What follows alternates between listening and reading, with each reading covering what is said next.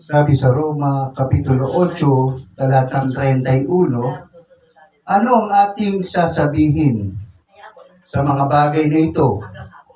Kung ang Diyos ang kakampi natin, sino ang lalaban sa atin? Tayo po'y manalangin. Dakilang Diyos, salamat po, Panginoon, sapagkat sinabi mo, kung ikaw ang kakampi sa amin, sino pa ang lalaban sa amin? Ito po, Panginoon, ay isang magdalangin namin sa pangalan ng inyong anak na si Jesus. Amen. Noong si Gideon, kaduktong po nung aking mga sermon ay duktong-duktong po yan. Siri po itong sermon ko. Kaya ang ginagawa natin, nagkikwento ko sa inyo, magkakaduktong po sila. Si Gideon ay lingkod ng Panginoon. At kung si Gideon ay lingkod ng Panginoon, ang problema sa Panginoon, ganito.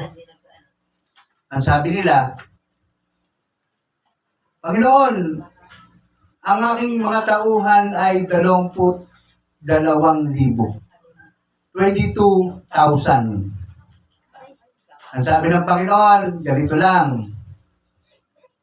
Kausapin mo sila. Umuwi na ang mga matatakutin. Parang napakabigat naman nun. Digmaan ang laban, paramihan ng tao, pero ang Diyos gusto o konti lang. Biglang nawala. 10,000 ang umuwi dahil yung iba matatakutin. And sabi ng ating Panginoon, ganito pa. Papuntahin mo sa ilog, kung sino ang iinom ng padila, tanggalin mo, at yung iinom na pasalo, kunin mo. Napakabigat. Siyempre, ikaw namang mga sundalo, makikita natin na ikaw ay merong baluti at matindi yung init doon sa tinatawag nating disyerto. Talagang tubig doon ang ginagawa, talagang nilulublob yung ulo. Lahat ng nilublob ang ulo, tanggal.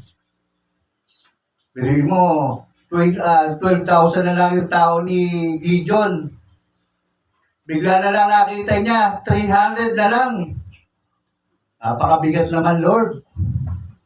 Biruin mo, ang kalaban namin, 100,000. Nakikipagdigma kami, ngayon 300 na lang. Mabigat po ang isipin, ano? Pero sa tiniyak ng ating Panginoon sa Roma 38:31, kapag ang Panginoon ang kakampi natin, sino ang lalaban sa atin? Kaya dito makikita natin, si Gideon, hindi na nagtanong. Bahala na si Lord. Tama ba? Mabigat namang isipin na kung wala si Lord, wala rin tayo. Amen ba? Amen. Kung wala si Lord, wala rin tayo. Ilan man tayo sa tingin ng tao, pero sa tingin ng Diyos, marami tayo. Sapagkat yun daw matatakutin. Ibig sabihin takot sa gutom. Hindi atin. Takot sa mister. Hindi atin. Tama ba? Totoo yun. Nakita natin na kahit pabiro, totoo ang sinasabi ng banal na kasulatan na ikaw, kapatid, kaya ka nandito, nagtiis, pumunta kahit malayo, dahil nga ang Panginoon ang pupuntahan natin yung kanyang aral na ibibigay sa iyo. May labanan, patayan, saksakan, tagaan ang pupuntahan natin. Ang sabi ng ating Panginoon, kung sino ang iinom ng merong hahawakan yung kanyang 2 kamay at iinom, kunin mo. Nung napili niya, 300 na lang sa 22,000 na lingkod ng Panginoon nawala. Ano ang nangyari? Nung nawala, ang tanong niya sa Panginoon, ano, Lord, ang gagawin namin. Nagtanong po ba tayo sa Lord? Kung ano ang gagawin natin? Yes. Eh, ang ginagawa kasi natin, minemenos natin ang Diyos. Paano natin minemenos? Magkatrabaho nga ako, baka mamaya magutom ako. Tama ba? Pero si Gideon, hindi siya nagtanong, ano ulam? Ang sabi lang kay Gideon, ganito, mamayang gabi, ganun ang magutos ng Panginoon. May direksyon kagad. Magdala kayo ng trompeta at sulo. Bili mo, Lord, labanan ng usapan, trompeta at sulo. No, sagot ng Panginoon, ganito, hipan niyo yung trompeta at yung sulo ay iwagayway ninyo. Ang nangyari sa sobrang paggawayway nila, tumalsik yung tinatawag nating mga baga. At nagtakbuhan yung lahat ng kalaban nilang 100,000. Di ba napakaganda? Kaya nga dito, yung saksakan ng duwag na unang umalis. Tama ba? Kaya nga yung mga hindi nananagot sa gawain, ang tawag ko nga noon, duwag. May katwiran ng Diyos. Duwag ka dahil ayaw mong tanggapin ang trabahong ibinigay sa iyo ng Diyos. Ano sabi? Yung trumpeta naghahatid ng balita upang hudyat na nandiyo na sila. Siguro sobrang dami ng trumpeta. Akala nila sobrang napakadami. At yung sulo, sobrang napakadami ang tingin nila. Pero ang Diyos, ganun lang. Kapag kinampihan ka ng Diyos, naniniwala ako na wala namang lingkod ng Diyos ang ginutom. Tama ba? Tama po ba, kapatid? Walang lingkod ng Diyos na ginutom. Amen. Eh, tingnan nyo nga po, pagka tayo tinignan, ako na lang maging batayan ninyo. Very healthy. Tama ba? Yes. Ubis. Ganon. Kaya hindi ako nagtatanong sa Panginoon kung ano ang ulam. Ang tinatanong sa Panginoon, Lord, paano ako pupunta? At doon, tandaan ninyo, huwag niyong isipin na malayo. Dahil nandito ka na sa magandang lugar ng ating Panginoon. Ngayon, nung bang tumakbo yung mga kalaban, ano nangyari?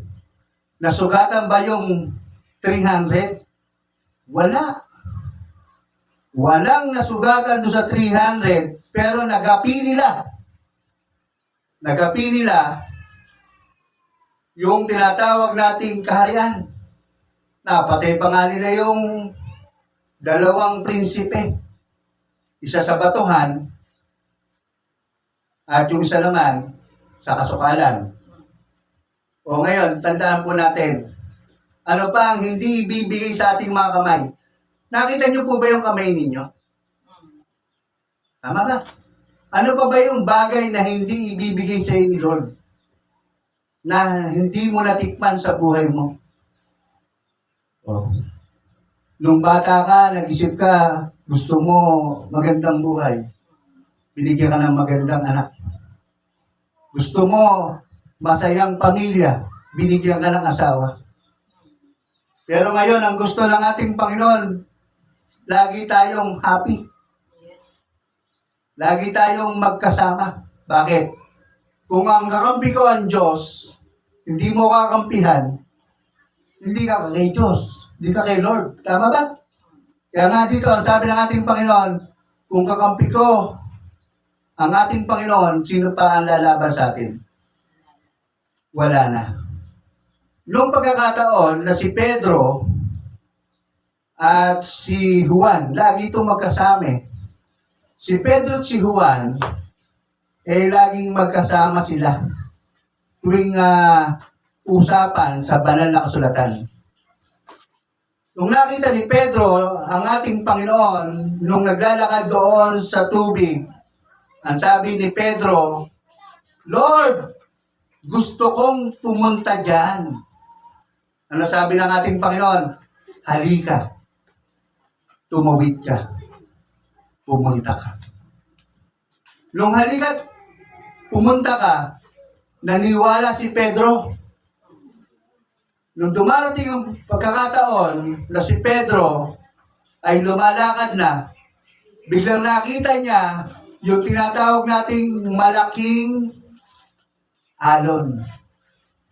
Nung nakita niyang malaking alon, ang nakita ni Pedro, natakot siya. At habang siya'y naglalakad, lumulubog siya. At ang sabi sa ating Panginoon, Panginoon, iligtas mo ako. Ibig sabihin, si Pedro bilang isang mangingisda, natakot siya nung lumubog. Kasi ang paniniwala ng isang tao, dumidepende lang sa kanyang sarili. Ano sabi? Sumpain ng tao na nagtitiwala sa kapwa niya at sa kanyang sarili. Ngayon, tanungin tayo ni Lord, sino ba ang paniniwalaan mo? Lahat tayo, dumarating yung lubog at litaw. Para tayong gulong. Dumadaan tayo sa malaking problema. Pero dahil nga kakampi natin ang ating Panginoon, lulutang tayo at magkakaroon tayo ng buhay. Kaya dito, tandaan po natin, huwag kayong aatras na kagaya ni Gideon. Biriin mo, 22,000 yung kanyang army. Pero dahil nga, duwag yung 10,000, ano nangyari? Duwag yung 10,000, tumakbo. At nung sinabi ng ating Panginoon na siya naman ay iinom, pinili niya 300 lang. Bakit? Tandaan po natin, konti man ang tinitingnan ng ating Panginoon. Tandaan po natin, ang pinili ng Diyos, konti lang. Kaya doon, makikita natin na ang ating Panginoon, nakatingin yan sa puso natin. At pagpalain tayo ng ating Panginoon, sa pangalan ni Jesus. Amen.